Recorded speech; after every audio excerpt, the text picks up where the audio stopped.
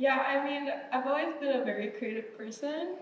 I spent a lot of my earlier life in music. I play 8 different instruments, and I thought I was gonna pursue music.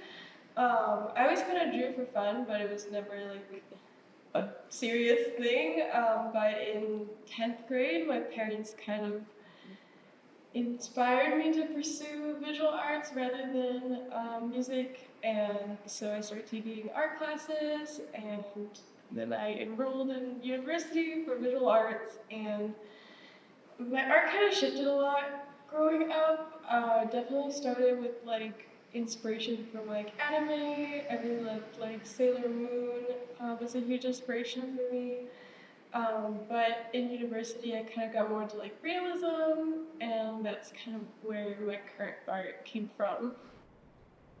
I kind of learn a little bit with every single piece that I do.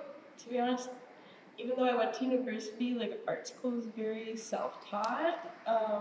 You don't really learn to make art. You learn how to teach yourself to make art.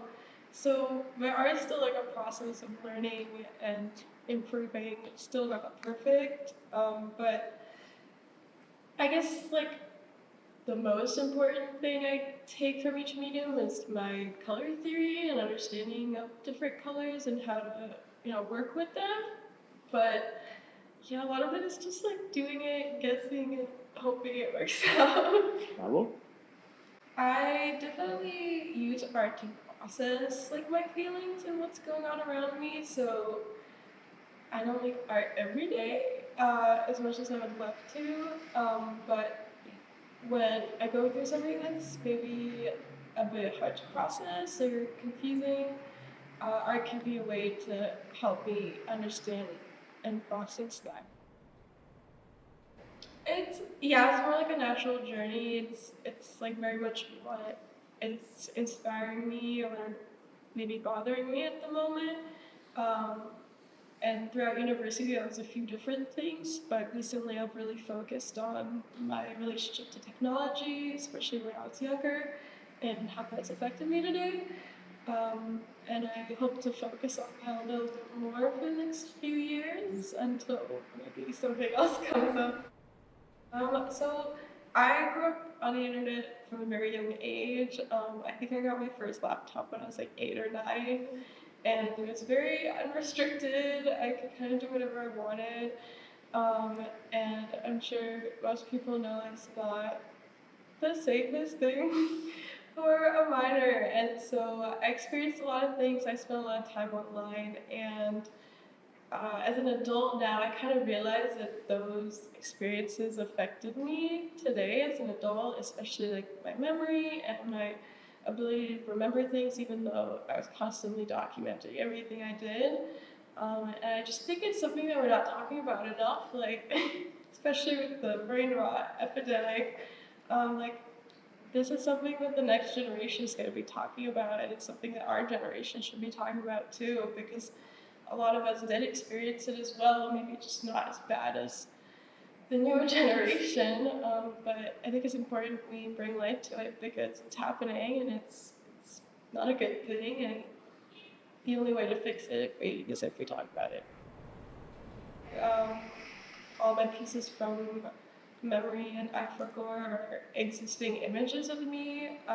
So I'm taking inspiration from the idea that we're constantly documenting ourselves, and I'm using images that were created to document myself growing up. And I'm kind of exploring how, even though, those images exist, I should remember them. I don't. And that's such an interesting feeling of knowing that it exists, and I can see that it existed, but when I think about it, there's really nothing to remember. I really started getting into like using memes, kind of, I guess is a good way to put it. Like, I don't know, in trends, like POV's point 5 selfie trend, and I War is like a meme, I guess. Um, I I recently started getting into that during like my last year of university. Um, because I saw some other artists taking inspiration from like memes and stuff online. I thought that was really cool, and I really wanted to look at focusing more on technology, and POV was like a big starter for that. Like I think POV is what kind of started memory and iFormer, and that kind of like pipeline of looking at technology and including technology and trends into my artwork. Before that, it was very emotional and focused more on my emotions, not so much my experiences. There's definitely a few things I'd love people to take away, although like I very much value people getting what they get from my artwork themselves. But really, I think the point I'm trying to put across is that it's okay to talk about uncomfortable topics, and especially taking account for the damage we've put out in society. And the only way we can fix that is to talk about it and we take accountability. And I hope that my art can be a beginner transition into starting those conversations and having them, because I feel like we're not, and we really should be.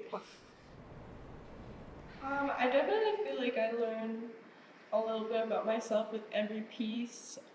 Like as I make the art, I definitely process what I'm feeling about those situations.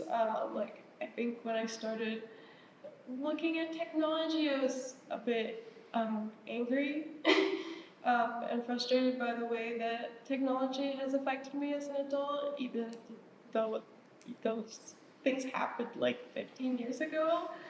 And I think that frustration slowly kind of grew into something else as I made the artwork. Like, I guess I got less angry and more inspired and motivated to kind of bring awareness and do something about it, because being angry doesn't do anything. And yeah, with every piece, I process my emotions and how I'm feeling, and usually by the end of it, I'm able to look at the situation differently.